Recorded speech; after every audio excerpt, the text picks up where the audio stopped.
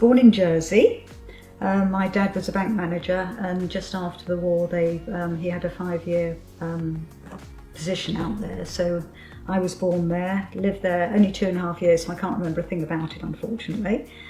We came back to the UK and lived in a village called Merston, which is near Reigate, Dorking, that sort of way, and lived there. Well, Mum lived there till about, oh gosh, over 50 years, 60 years. So it was a lovely family home. One sister, older sister.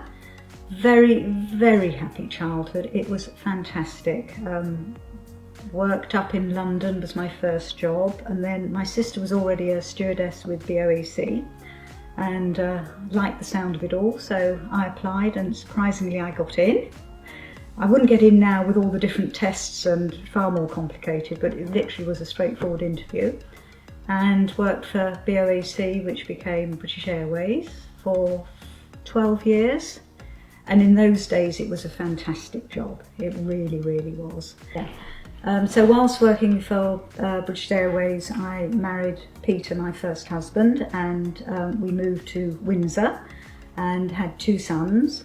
Unfortunately, my marriage broke down and we divorced, and sadly I then moved with the 2 boys to back to Old Windsor, and had 8 very happy years there. It was hard work, two boys on my own, but great fun, and we all 3 of us remember those days with such fondness.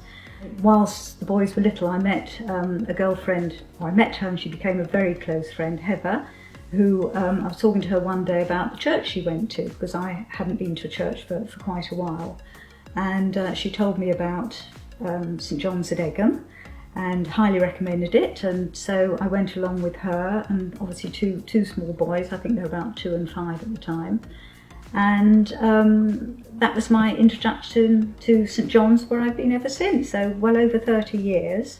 I met Barry, my present husband, and we got married, and I moved to Thorpe, where he lived, and that's where we're still living today. Well, before I worked for BOAC, I initially worked up in London as a secretary, and my boss, a young chap, was a navigator. I can remember him saying to me, "Oh, there's a Billy Graham crusade now, would you like to come?"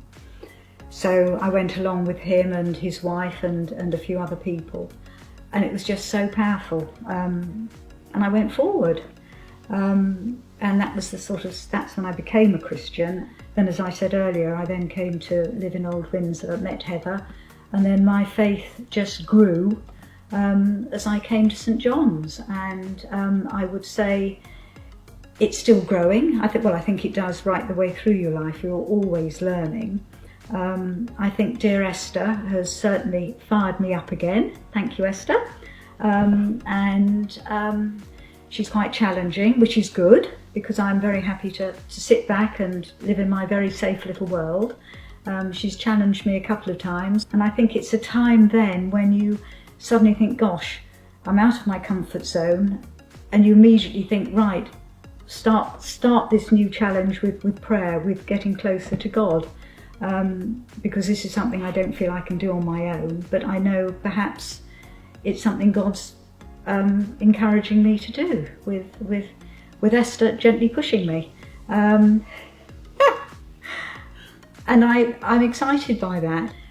For me, I suppose, being the age I am and the generation I am, lockdown has actually been good for me personally. It's given me a chance to slow down, to listen, to have more time with God, reading, and I think one of the wonderful things has been different friends. I've got a little WhatsApp group, there's 3 of us, there's Sue, Lynn and myself, and we've been giving each other verses, or Lynn comes up with the most fabulous YouTube Christian songs, and it's been a different time the last 4 months, re my faith, but it's been an amazing time, and it's shown me that maybe I need to slow down in some ways, but look to where God actually wants to take me now, and I think possibly slightly differently.